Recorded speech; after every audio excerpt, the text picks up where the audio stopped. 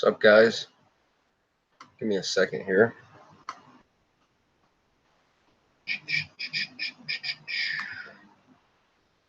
What is up?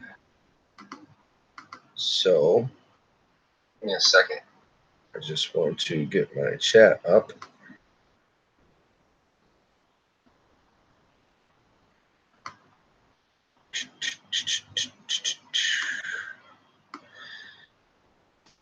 Got 5 viewers. Give me 1 second. I'm just getting my chat together here. And I can minimize it. How y'all doing?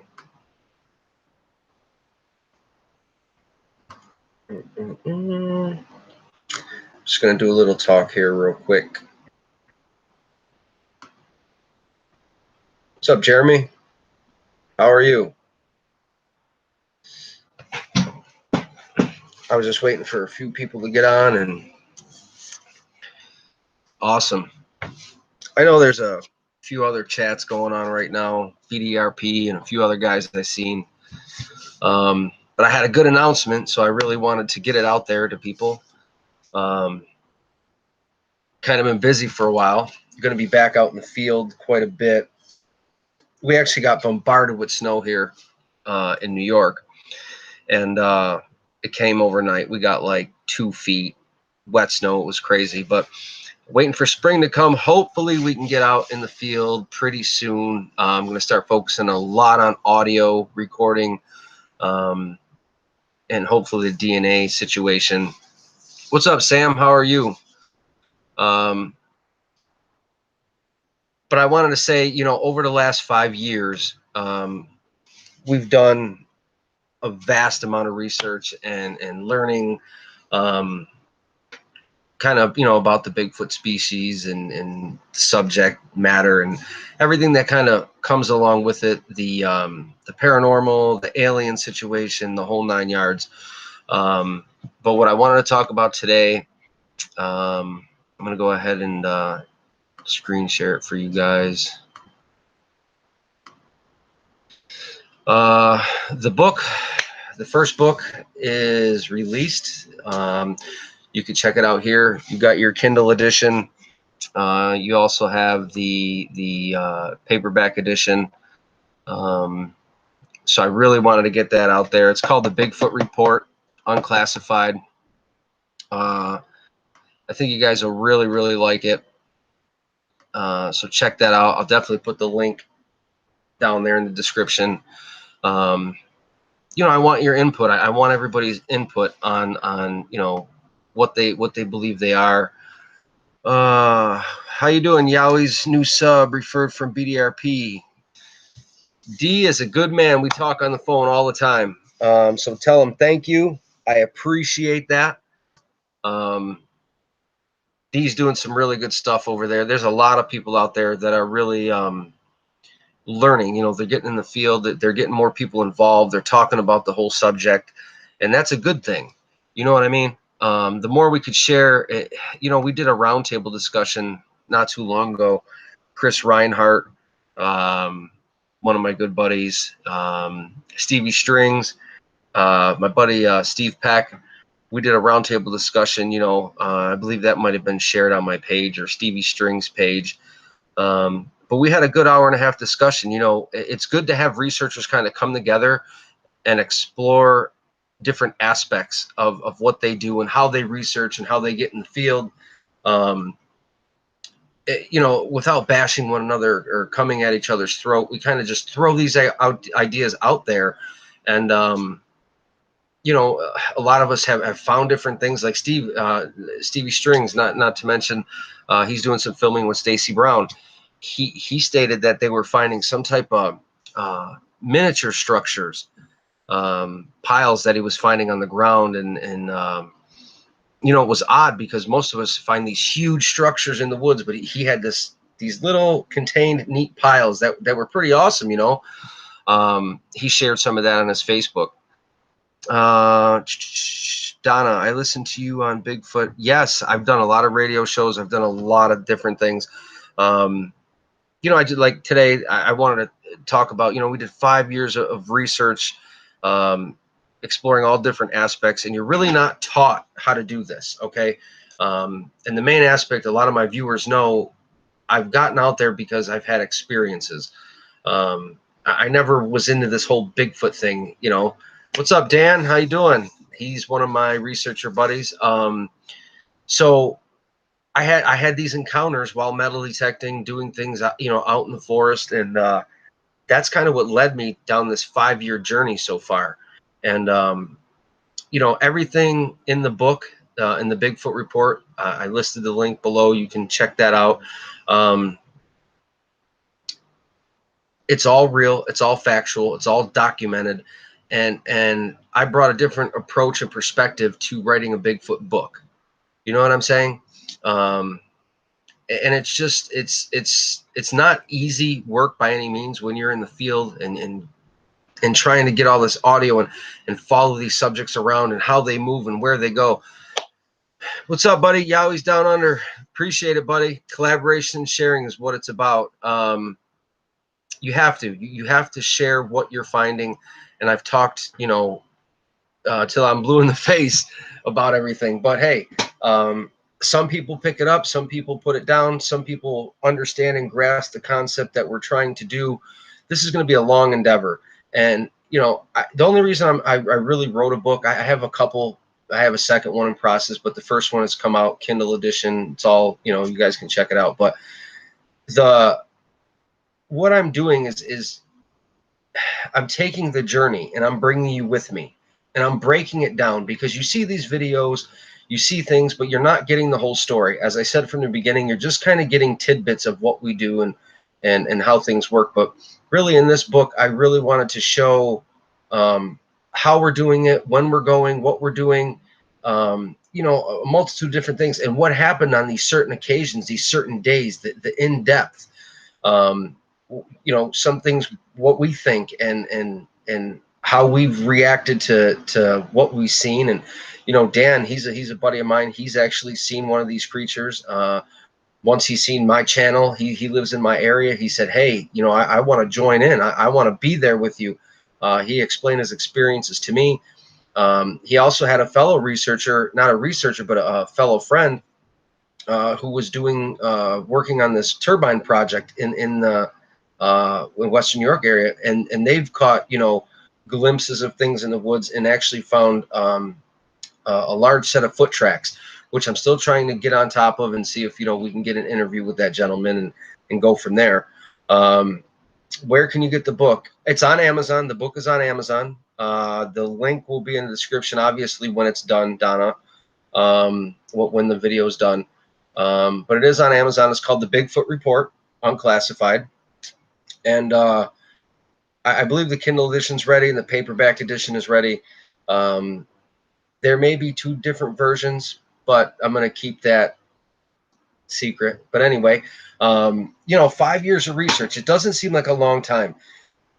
But I feel, in my opinion, and, you know, some others' opinions, that we've done really good work, really substantial, hard work.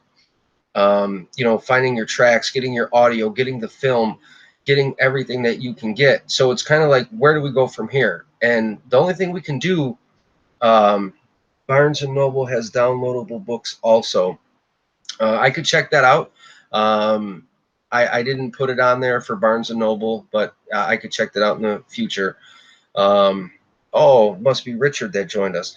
But, you know, 5 years of research, guys, it's not easy. And everybody talks about stick structures and this and that. And kind of in the book, I touch on the things that happen to us, the documented stuff, the real details, the breakdowns. When you see it, you're kind of going to be, I think, impressed, just because nobody's really detailed a book like this.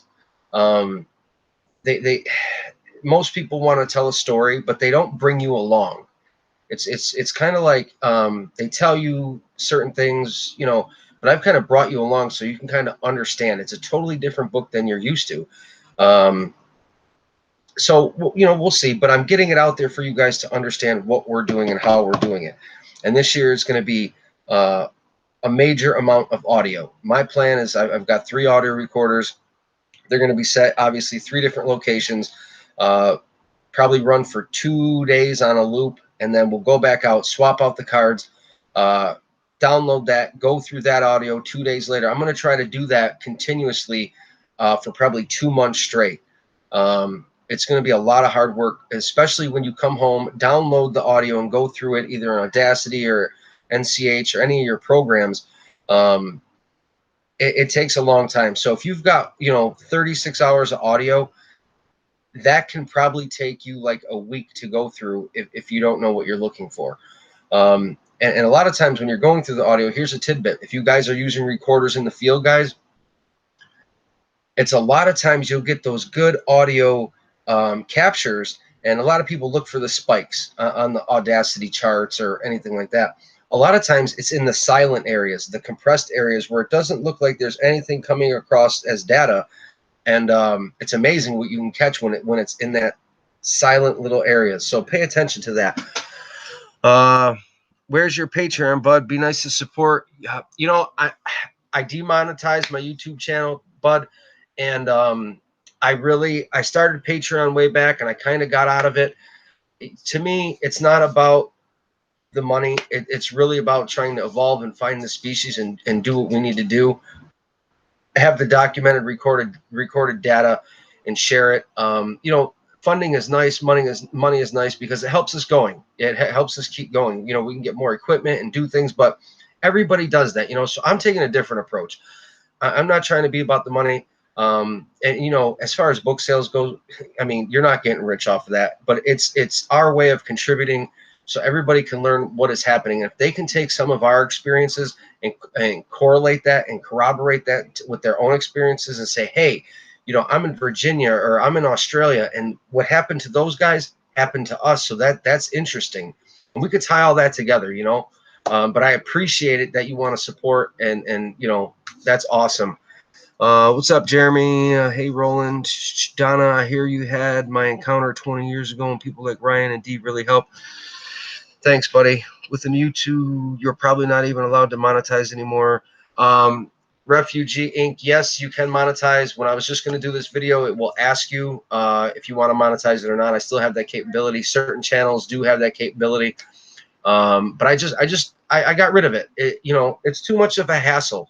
Too many people want to say, this guy will do it for money or that money. And it is good money. It can be good money. I mean, you can make $1,000 a month. You could make $20,000 a month. It depends on your viewers, your subset, where it's going, the whole 9 yards. But it's not about that for me. I'm going in a different direction. I want people to understand we're honest and truthful, and we're going to bring you the best evidence that we can. And we're going to, talk to as many researchers as we can. We've got a roundtable discussion that we're going to try to do like every week or every other week. And you've got guys from all over the country, Florida, Connecticut, New York, all over the place. And we're going to share things that we find. Here's a tidbit. We talked about it, that kind of all of us on the panel the other night on the roundtable discussion, Stevie Strings, Chris, myself, Shaky, we were all finding this one thing, and it's the pulverized, and Shane Carpenter, Ozark Mountain Sasquatch. We're finding the pulverized wood, the branches or the tree logs that are pulverized in these high traffic or core areas that these subjects, as the Bigfoot go into. And we started talking about that. We all had our own ideas, on why it's happening. A lot of people want to say bear. A lot of people, if you're a hunter, you kind of know what bears do and how they pulverize the wood, or they make their scratches or their marking posts. The wood we're finding is pulverized. It's almost like it's crushed. It's mangled. And there's a part in the book that describes some of what I believe it is. And we talked on the roundtable a little bit, but the inner bark is called the phloem, and that inner bark has some things that they might not get in your substandard or in your standard natural environment. So I put that in there. There's just little things. Let's see here. God help us. Well, he helps us every day. I hear you had my encounter 20 years ago. What was that encounter, Sam? I wasn't sure. But I just wanted to share it. Guys, get it out there. Check out the Kindle edition. It's called the Bigfoot Report. but we're going to continue to do this. And, you know, if it's every 5 years or every 8 years that I feel the need to write a book and get the information out there, you're going to be surprised on the approach that I took, because you're going to look at it in a different aspect. It's not going to be just like a book to you where you're just reading this story and, oh, that was a great book. You know, I'm actually bringing you in, and you're going to see how it's broke down. You're going to see day-to-day events, times, a lot of other things. I don't want to give too much away. I just want it to be, you know, good for you guys. Sam said the Goat Man, Oneida Res, Wisconsin. That's awesome. I don't know if you've ever shared your story. I'm sure you have. But it's always good to talk to people, get researchers. Sometimes we do live chats like this. We could share the links where if you can get on and tell your story. But you know, that's what we plan on doing. The more you share and the more we get out there, that's what it's about. You know, there's a lot of witnesses that have been traumatized by seeing what they see, and they don't have anywhere to turn. Researchers that start off brand new, they see something, they don't have anywhere to turn. So what do? You know, you have people that try to brush it off. You have people that turn into researchers like myself after a sighting. You have people that try to go to town hall meetings and conferences because they want that, how would you say it? They want to be, it's almost like a self-fulfillment. They want to be around people that talk about it, that know about it, that understand that they're real, because they're tired of being looked at as, how do you say, they're just tired of being ridiculed. You know what I mean? That's how it breaks down. And I think the more we get away from that, and the more we just continue to share the evidence and talk to people, these people are going to be brought in. I was just recently at like a little conference the other day. Peter Weimer, a good gentleman from my area, held a thing at a library here. Just a little talk expo, hour and a half. Showed some movies. He's done a documentary called Ive Seen Bigfoot. I'm sure a lot of my people have checked that out. I shared some evidence in that when I first started out years ago. Great documentary. Steve Culls is in it. Bob Gimlin is in it. Larry Batson shared some things in it. And a bunch of other people have had encounters in my area, Pennsylvania, Western New York. So check that DVD out. You might like it. But Peter held this, little conference, and we run into local people who have had experiences, and it's great to know that some of them will share, some of them don't want to share, some of them want to be on video, some of them don't want to be on video. But it's good. So for researchers like us, when somebody says, "Hey, I live in this place, Cherry Creek, or I live in Gowanda," and they're giving you this report and when they seen it and what time of year, it helps us put a map together of your whole region. So those are things that you can do too, because I received reports from Forestville, in my area, Forestville, Gowanda, Perrysburg, Cattaraugus, Panama.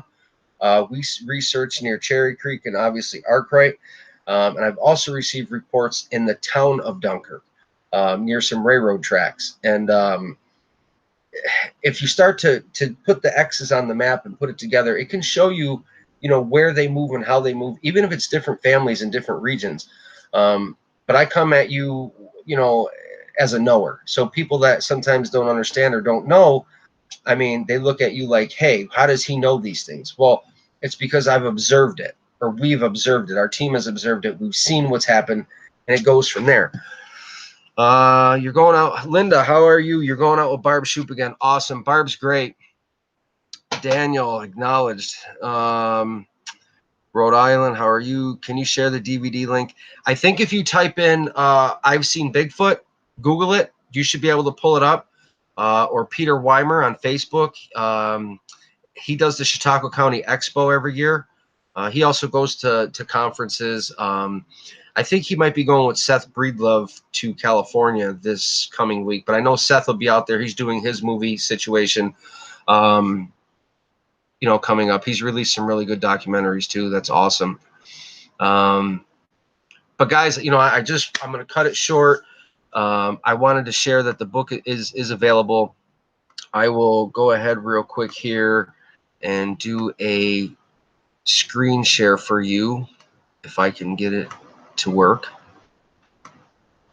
And here it is, Kindle edition. You also get the paperback edition. You can find it on Amazon. Check it out. Just got it up and ready and going for you guys. So hopefully you find out that there's some good information in there for you. Either way, Stevie B, what's up? They follow blueberries and apples.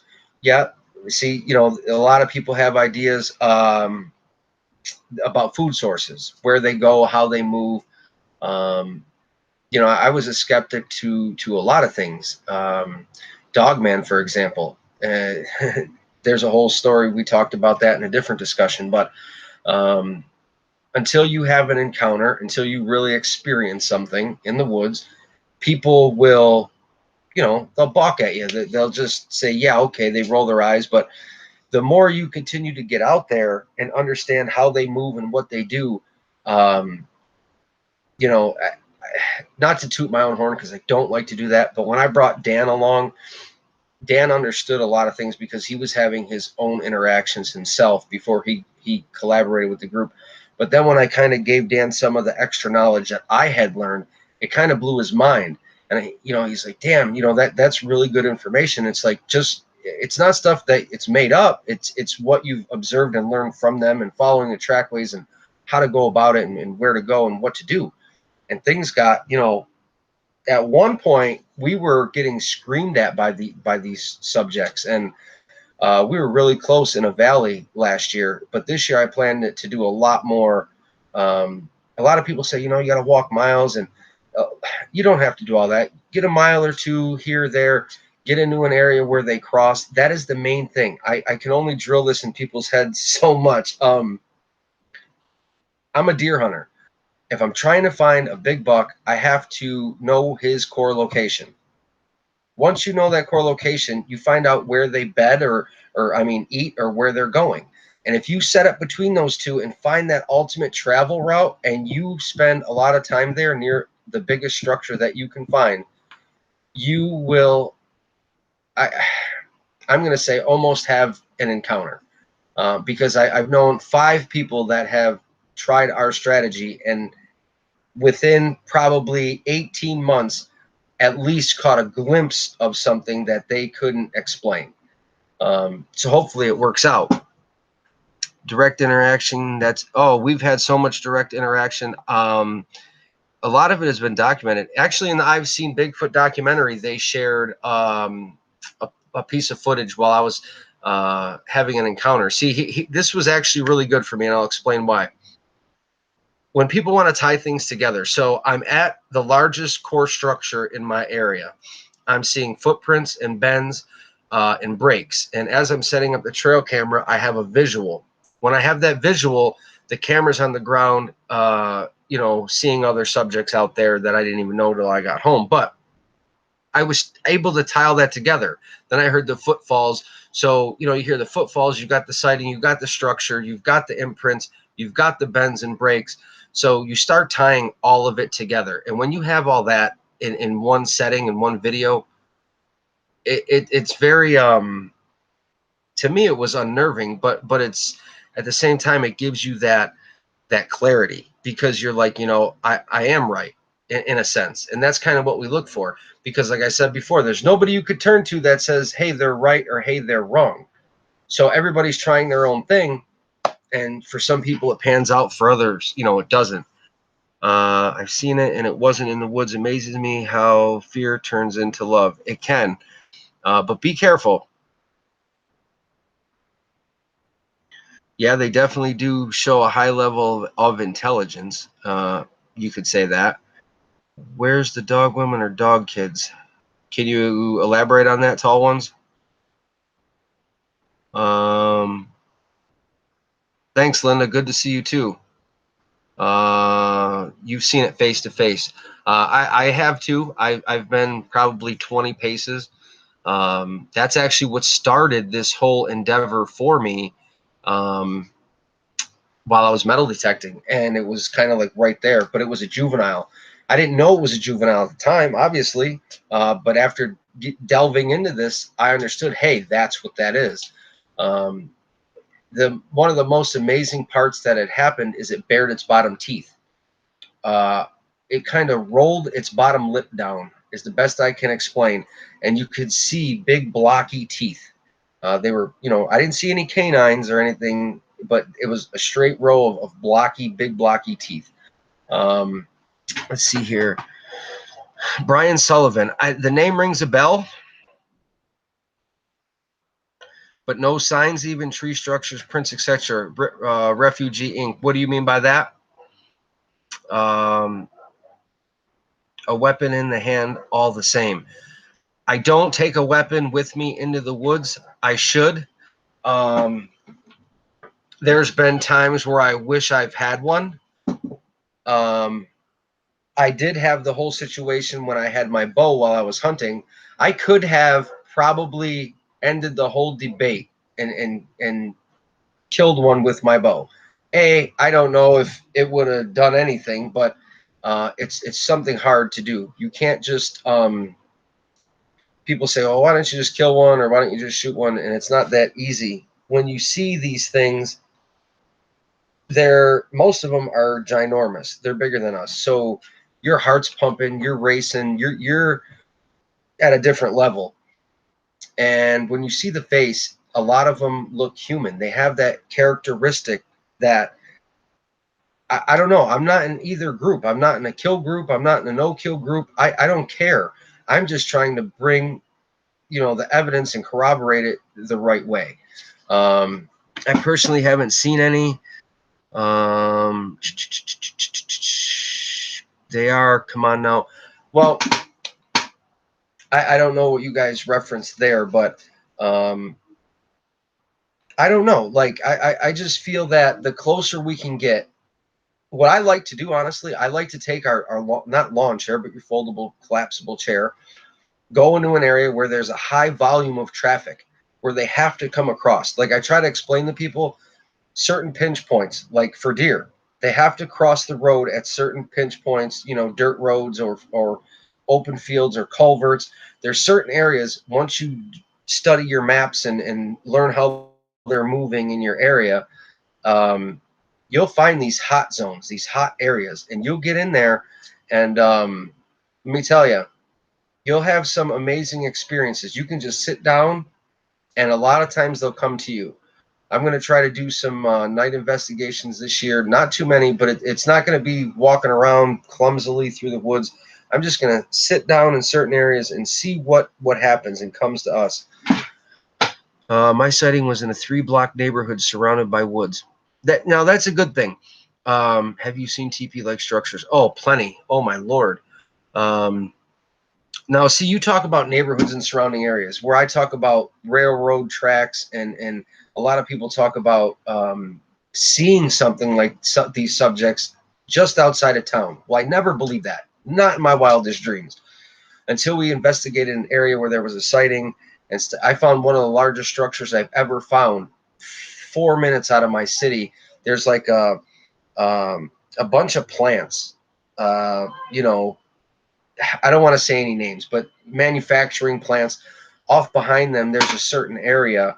It's really thick, and both sides of the tracks were, we found a lot of things going on out there. Different size impressions, different size structures. I've shared some of those through the years, but the best trick is to hide under somebody's nose, right? So a lot of people just think, well, you got to be miles and miles in the woods. Well, what I tell people is, the more land you have to cover, the harder they're going to be to find. The Pacific Northwest, thousands of acres. Upstate New York. I mean, that's bigger. The land upstate New York is, I can't remember the exact amount of acreage, but it's bigger than Yellowstone and Yosemite put together. And people don't really understand that. Up near the Finger Lakes, that woods gets vast. So the more area you're going to try to find these creatures in, it's not going to work, because it's like 10 haystacks in one needle. So what you have to do is find where they're traveling. So if you've got that 500,000 acres, you have to go around it. Check the perimeter. Find the structures where they're at, right? This is what we learned. If you could find bends and breaks near old roads or culverts or whatever it may be, they're going to travel through there consistently. Those are the areas you have to pinpoint on, because otherwise you're looking in 500,000 acres, you're just lost. And people are like, well, I've been doing this 10 years, 20 years, and I haven't had a sighting. Well, I don't know how you're doing it, but if you imply that approach, I guarantee you're going to get better results. What's up, USMC? Like now, for instance, with 2 foot of snow on the ground, where do you think they take shelter? Wouldn't their existence be so easy to uncover now? Problem is with that, how do we get in there? When there's 2 foot of snow, let me tell you, today we had 2 foot of snow, and when the plows went by, I actually shared a picture. The snow was up to the window on my girl's vehicle, and the snow is ridiculous. I mean, you could probably go the distance and say, well, snowmobiles. So up in the hills, there's probably even more snow. You could get on the snowmobiles and do your thing, but you can't really go through the woods. You got to stay on the open trails, because by the time you go to get off that, you're going to be in 3 foot of snow. I don't care if you've got snowshoes on or not. How far are you really going to go? What are you going to accomplish? You're going to be tired after, you're going to walk a quarter mile and then a quarter mile back, and you're going to be shot. So there's really, my biggest thing, here's my biggest thing. If I can limit our impact going into the woods, our footprint, and capitalize on their footprint, that's what I'm trying to do. That's the main goal. Lower my footprint in the woods, our team's footprint, and capitalize on what they leave, their footprint, because there's a lot they leave behind that people do not understand or pay attention to. I don't have all the answers. Trust me. I'm just telling you what I learned, and a lot of things are in the book, the Bigfoot Report. In case there's new viewers, you can check it out. It's on Amazon, the Kindle edition, paperback edition. Link will be down below. But for now, guys, I appreciate it. I'm going to hop off. I thank you for viewing. We're going to keep you updated for spring and summer here. Get the new audio out. You'll be seeing a lot more on the channel, a lot more things going on. But for now, thanks and God bless, and I appreciate it. Have a good one.